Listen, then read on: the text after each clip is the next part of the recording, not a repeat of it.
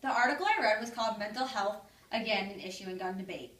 It talked about the different proponents of gun laws and what's been occurring with the different massacres that keep happening.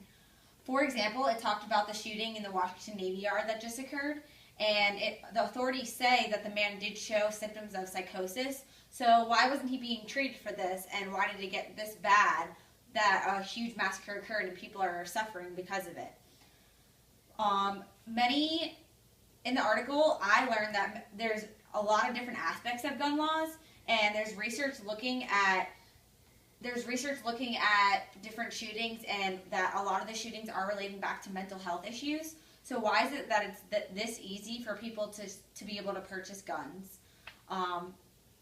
For example, the Sandy Hook Elementary shooter, they all relate back to mental health problems. So if I were to do research, I would compare the different shootings and their mental health capabilities, and I would see if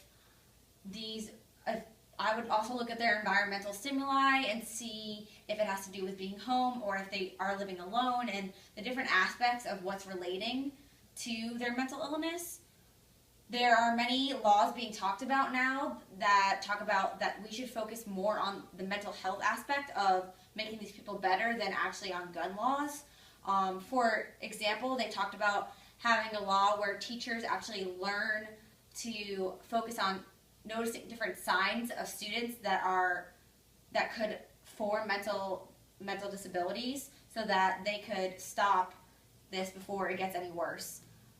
Also, many gun advocates disagree with looking at these different gun laws because they feel that new federal gun laws are just going to keep forming, and eventually guns just will be completely illegal.